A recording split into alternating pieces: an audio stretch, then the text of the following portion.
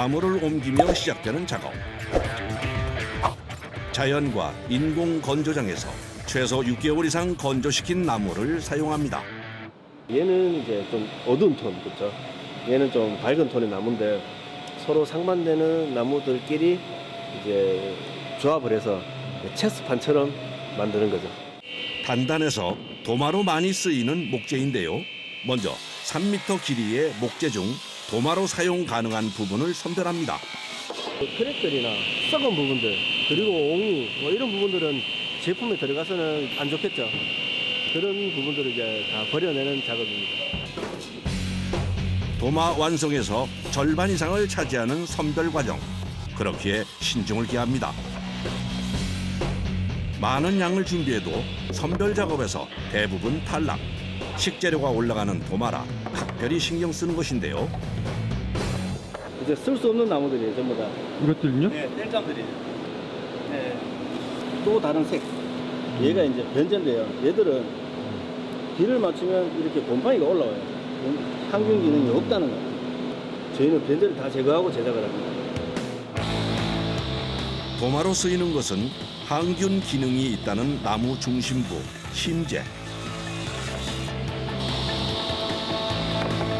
선별된 목재는 바로 도마로 만들어지는 것이 아니라 다시 한번 선별을 거치게 됩니다. 이 과정까지 거치고 나면 원래 나무에서 제목으로 쓸 수 있는 건 이 정도뿐. 3분의 1가량은 땔감이 됩니다. 엔드그레인 도마는 나무를 잘라 이어 붙여서 만드는 게 특징인데요. 이때 오차 없이 정확히 재단하는 것이 중요합니다. 딱 되었습니다. 저희가 써야 될 제품은 28mm. 28mm가 가장 이쁘게 보이는 사이즈예요. 이제 기본 준비 작업이 끝났습니다. 다음 행선지는 건조실. 목재에 수분이 많을 경우 완성된 후에도 뒤틀릴 위험이 있어 이를 막고자 40도씨 전후해서 다시 한번 건조시킵니다. 2차 건조실인데 1차에서 건조 사각지대가 있을 수도 있고요. 또 건조가 덜 된 애를 완전히 이제 위험 요소를 제거하는 거죠. 건조시킨 목재. 수분이 얼마나 남아 있을까요? 수분이 많이 떨어졌네요. 이렇게 수분 함유량을 5% 이하로 만드는 것이 철칙인데요. 건조가 덜 된 나무가 제품이 완성이 됐을 때 하자율이 생기잖아요. 그렇죠? 하자가 생길 수밖에 없어요. 나무는 무조건 처음부터 건조, 끝까지 건조해요. 수분을 뺀 각재는 수압 대패로 수평을 맞추고 다듬는 작업에 들어갑니다. 건조 과정을 거치다 보면 이렇게 면과 면이 딱 맞지 않을 수가 있어요. 제품에 장력이 생기겠죠. 그 점을 없애기 위해서 수평을 완전히 잡아줘요. 수평이 딱 잡히는 거예요. 보이시죠? 그러니까 틈이 전혀 없죠. 각재에 수평을 맞춘 후에는 자동 대패에 넣어 윗면을 평평하게 해주는 동시에 두께를 동일하게 맞춰줍니다. 통째 만드는 것이 아니라 잘라서 만들다 보니 과정도 많고 손이 많이 갑니다. 다음 작업은 엔드그레인 도마의 체크무늬 만들기. 각재를 다시 하나로 붙여주는데요. 미국 식약청 FDA 승인을 받은 본드예요. 뭐 식기류나 도마에 사용해도 적합하다고 인정을 받은 거라서. 우리가 먹는 음식과 관련된 주방용품이기에 특히 더 신경 쓰는데요. 접착제를 바른 나무는 두 종류를 번갈아 배열해가며 붙여줍니다. 밤나무랑 블랙우드랑 조합을 9개씩 하기 때문에 이렇게 한 세트예요. 접착제로 붙인 각재 사이가 벌어지지 않게 약 3톤의 압력으로 빈틈없이 꽉 조여줍니다. 이렇게 24시간이 지나야 다음 공정에 들어갈 수 있습니다. 빈틈없이 붙었지만 수평은 맞지 않은 상태. 한번 들어가다가 이렇게 꿀렁꿀렁 해버리면 나오는 결과물도 꿀렁꿀렁 해버려요. 그래서 처음부터 끝까지 쭉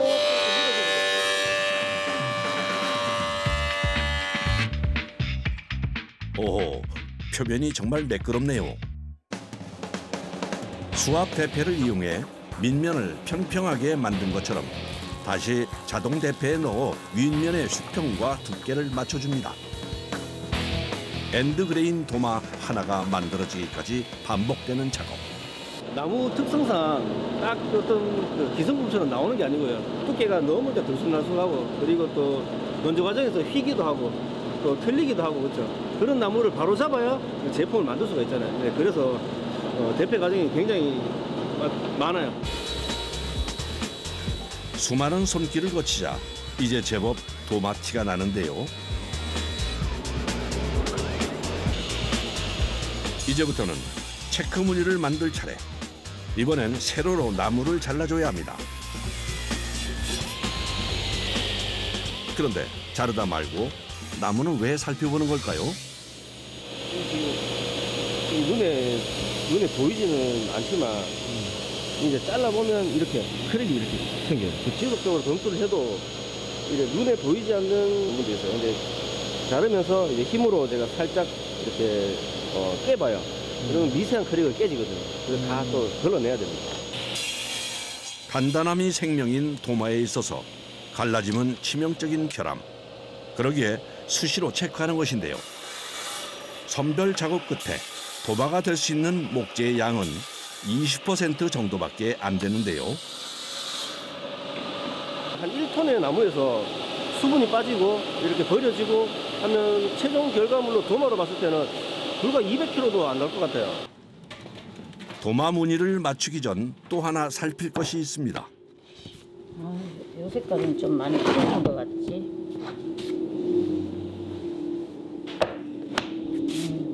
요거랑 색깔이 잘 맞네.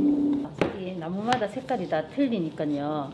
최대한 비슷한 색으로 맞춰서 이제 조립을 하려고 색깔 고르는 중이죠. 두 가지 나무 색을 조화롭게 맞춘 뒤 나무면의 위치를 한번 바꿔줍니다. 다시 한번 인체에 무해한 접착제를 바른 후 나이테 면을 위로 돌려놓으면 체스판 무늬가 완성되는데요. 나이테는 도마를 아름답게 만드는 것 이상의 역할을 한다는군요.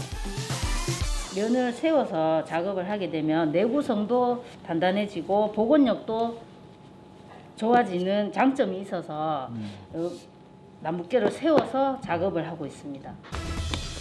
내구성과 디자인까지 겸비한 엔드그레인 도마. 체크 무늬를 완벽하게 완성하기까지 시행착오도 많았다는데요. 처음에는 많이 어려웠죠. 이렇게 헷갈리기도 했고 같은 무늬가 좀 들어가고 분량도 좀 나고 했었는데 근데 자꾸 하다 보니까 늘어지는 것 같아요. 정성을 다한 만큼 남은 과정에서 실수가 없도록 조심하는데요. 다시 하루 동안 3톤의 압력으로 밀착시킵니다. 다음 날 선반으로 향하는 도마. 이곳에서 일주일 동안 머무르게 되는데요.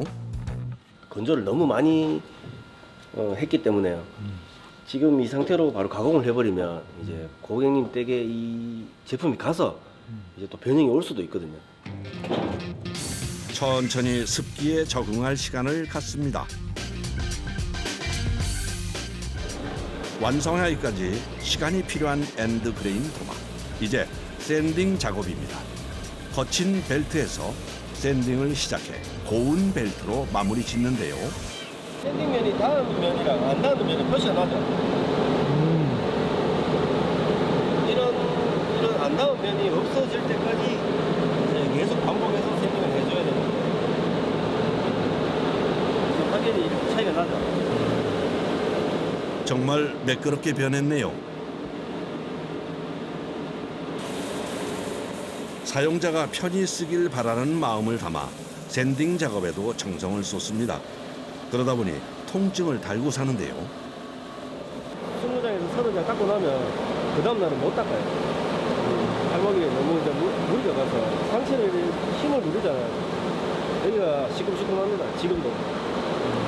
네. 어느새 직업병이 되었습니다. 다음은 방수 코팅 과정. 수분과 오염에 약한 목재 도마의 단점을 식물성 오일로 코팅해서 보완해 주는 것인데요.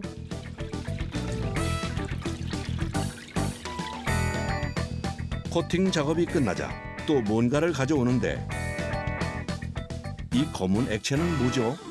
천연 오일과 옷을 섞어서 만든 건데요. 다른 이물질이 침투하지 못하도록 마감 처리를 하는 과정입니다. 오일과 옷을 섞어 바른 도마는 코팅 효과가 더 높아지는 한편 목재 색깔도 살아나 아름다워지는데요. 한 달의 제작 시간을 거쳐 마침내 완성된 엔드그레인 도마. 보기만 좋은 게 아니라 도마로서 완성도도 뛰어납니다. 관리만 잘하면 오래도록 사용할 수 있다는군요. 아주 상태가 아주 좋네요. 이렇게 정성껏 만들어지는 제품이 국내에서뿐만 아니라 해외에서도 수출도 할 수 있는 그런 날이 왔으면 좋겠습니다. 인천광역시. 이곳에 우리가 하루에 3번 사용하는 주방용품이 있다는데요.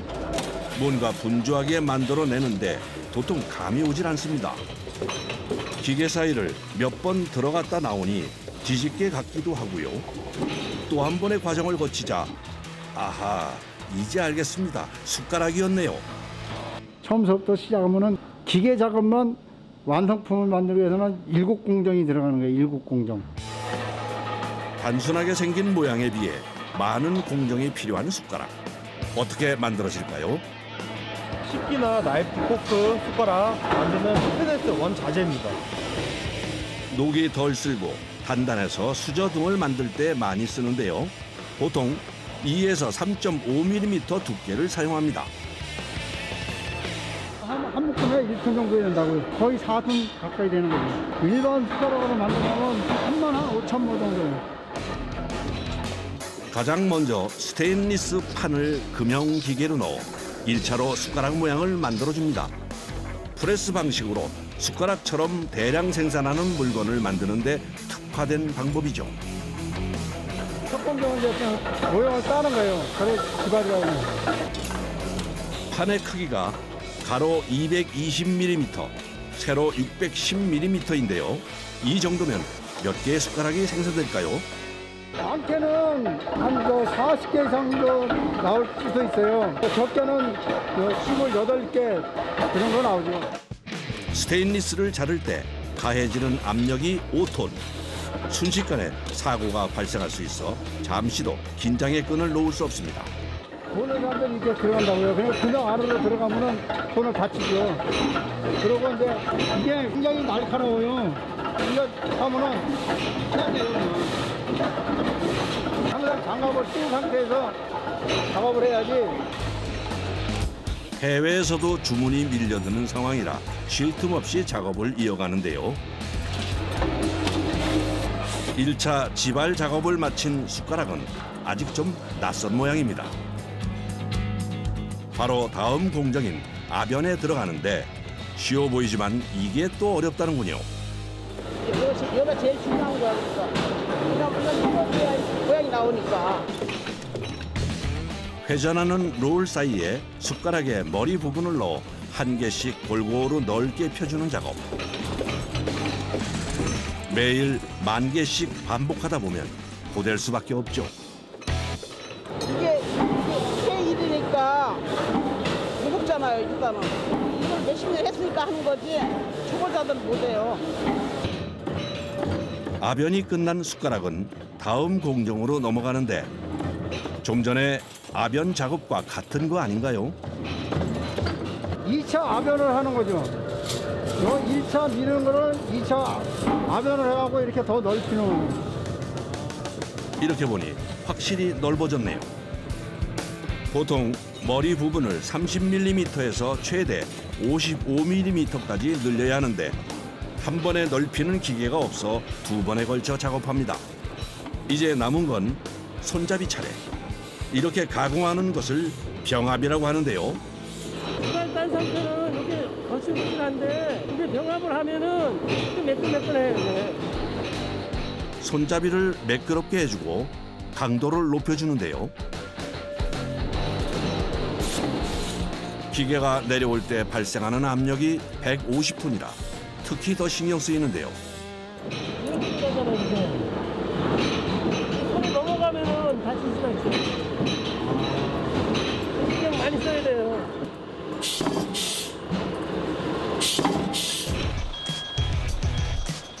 한창 바쁜 와중에 도착한 트럭 한 대.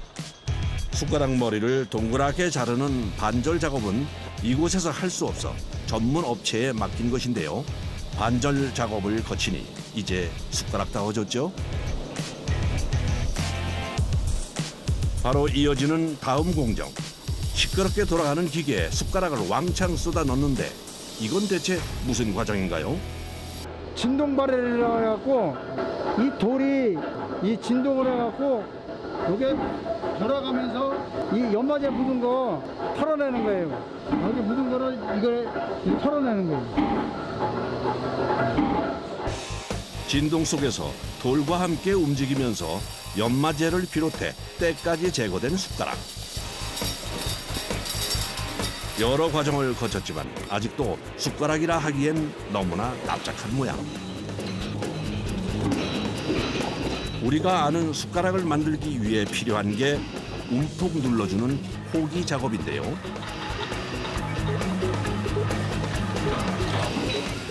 이제야 진짜 숟가락다워졌네요.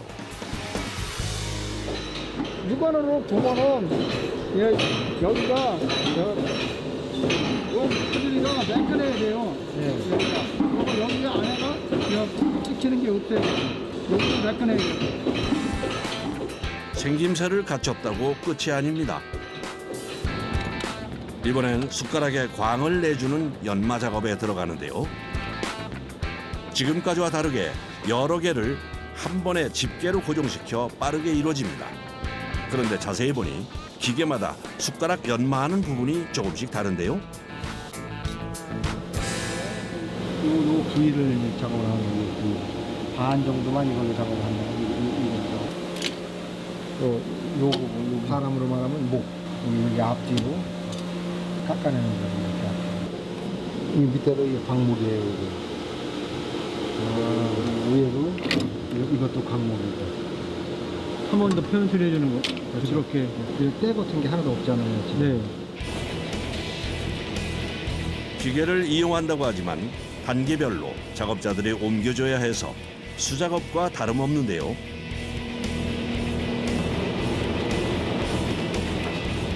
공장에서 뚝딱 만들어질 것 같은 숟가락. 이렇게 연마 작업에도 많은 과정과 사람들이 필요한지 그 누가 알았을까요? 아직까지는 뭐 그런 기계 자체도 없고 거의 수공을 하다 싶어요. 그럼 하루에 한 몇 개까지 연말에 작업할 수 있는 거예요? 숟가락 같은 거는 뭐 하루에 한 2만 개 정도. 여러 과정 중 각별히 신경 쓰는 과정이 있습니다. 입속으로 들어가는 거니까 이 부분이 모아야지. 프레스 같은 데 작업 잘못하면은 날카로워지면은 이 사람이 입을 뒤는 수가 있단 말이에요. 사람의 안전과 관련된 작업이기에 더 철저히 작업하는데요. 그 결과 날카로운 부분이 남김없이 사라졌습니다. 연마를 마치고 환골 탈퇴한 숟가락. 겉으로는 깨끗해 보이지만 눈에 잘 보이지 않는 때까지 씻어주기 위해 초음파 세척을 해주는데요.